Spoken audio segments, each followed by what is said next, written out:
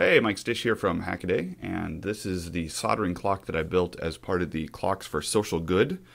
It is repurposed from stuff that I had on hand, so this display right here is actually a surface mount soldering practice board, and when put all together, it uses a 555 timer to run a circle of red LEDs.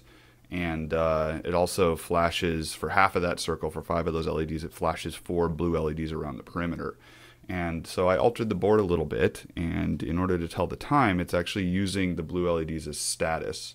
So we get hours, tens, hours, ones, minutes, tens, and minutes, ones. And so I do have a button, it will show you every minute. So right now, that's just for the minute display, but we can go ahead and press the button and it's going to give us 105 right now, and I can increment that, so it's actually about 10 o'clock, so I can get it up to 7, 8, 9, and when I press it again, we get a 1 and a 0 for the tens. And it's about 10:13 right now. So if I do the minutes, looks like 06. Actually, that's 08, 09.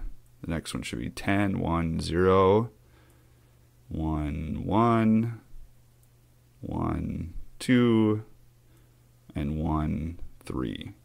All right, and so now when I press the button, we should get hour 10 of 1, and hour 1s of 0, a minute 10s of 1, and a minute 1s of 3. So 1, 0, 1, 3. So there's the time right there.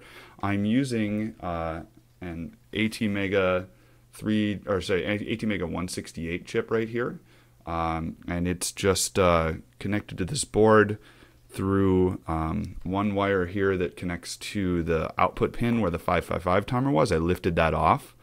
I also tapped into one of the outputs on this 4017 decade counter, and that's so I can sense which light is lit up. So part of the zeroing process is just incrementing until it senses that wire. So that's why you see the ring go around every time. It's using that sense wire to figure out where it is. Now, as far as lighting up the blue LEDs, they were all just ganged together.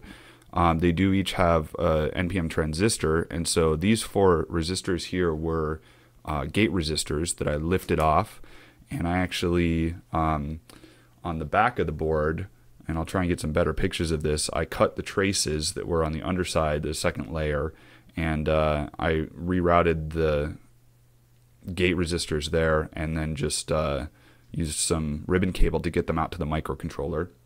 As far as the clock signal, I'm actually using this clock crystal, which is right here. It's a little silver barrel, and that's an interesting thing. The ATmega 168 and a lot of the AVR microcontrollers have a timer that is suited for a 32.768 kilohertz crystal, and if you divide that by 128, you get 256.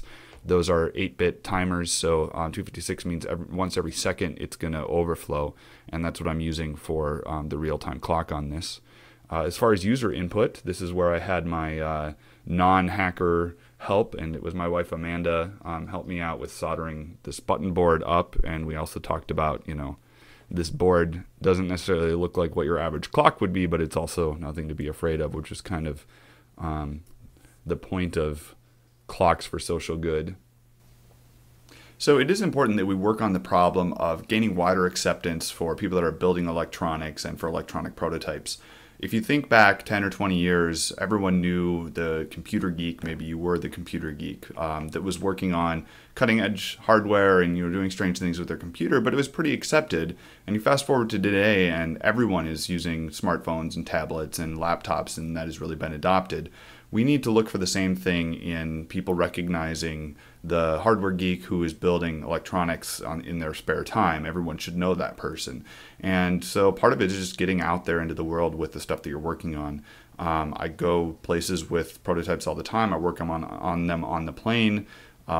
In fact, on a flight to and from China, I spent several hours each way working on a little project that I've been working on. And the guy next to me asked what it is, because a bunch of wires and lights and stuff. And we talked about it. He thought it was really cool. And he's maybe going to be a little bit more accepting of hardware being out there. Also, Monday I'm going to go to the coffee shop. I meet a friend there usually every week, and show him this clock that I built as part of this.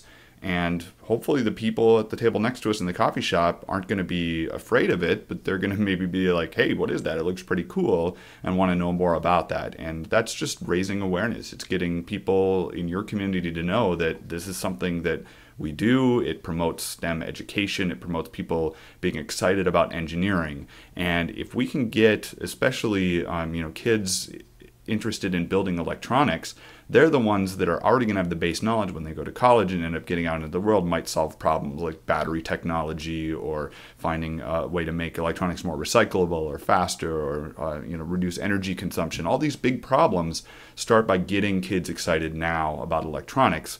And one way that you can help with that is just raising awareness that this hobby exists and is good for your brain and is worth getting into.